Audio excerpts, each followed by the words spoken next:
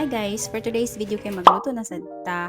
Ang atong lutoon kay fried egg and katong leftover na mo na rice kagabi. Kay sayang magud kayo sa bahay na to, bawal magsayang ng pagkain kasi ang mahal ng bigas. So unahon na tong luto ning fried egg, sunny side up, whatsoever, whatever you wanna call it. Basta ako, ang tawag na ko dra kay fried egg. Tapos, utangan natin na siya kasino para napod siya lasa. So, ayan na guys.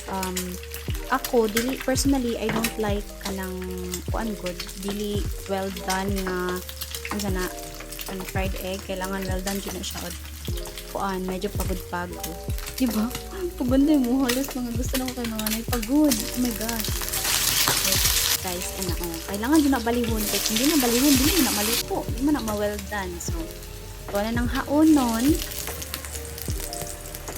hanguin na natin para sa mga followers natin Tagalog. So next is lulutuin na natin yung ating fried rice na black rice. So guys, if you have tried black rice, medyo wala din na siya lasa, no? So, ako kay, wala lang, okay yan lang po, kanang, wala lang, ganahan man po ko saya, pero my partner, he doesn't like it. Wala siya choice, kay wala may bugas na white ron kinahurot, and wala may money pang palit siya. So, mo to guys, ato aning, sayang mang good, pagka nang mahal ba ito yung black rice na, 2 kilos, tas 300 tas, 2 kilos lang, so, yeah, dapat dili ka magsayang kasi healthy food ang black rice. That's why if you're on a diet, you have to consider switching to black rice.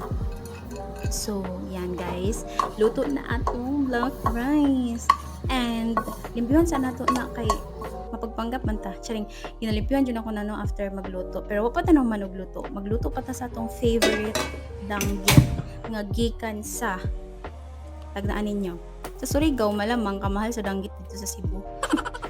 Wala mi na malit og danggit dito sa Cebu kay wala mi katuod atong palitanan jud nilag kilo-kilo gud na danggit. Ang among getuan na pasalubong kemerote katong sa Shamrock, tapos nakapak na ang mga danggit dito, which is very mahal, so wala pud mi palit no kay ana pa si Ching kay dagan magdanggit dito sa balay, mauha ra ta dito.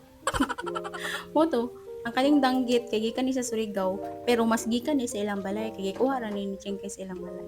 So again guys, ganahan ko og kanang pagod-pagod no, so gipagod pud na nako ng kuan danggit way magbuot kay ako yung mukhaon ay kami mukhaon. So ganahan ko Ching kay og medyo pagod kay crispy man siya, pero dili pa na siya pait guys.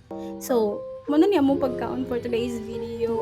Lami kayo kinay suka. So mga antag guys, thank you for watching, bye.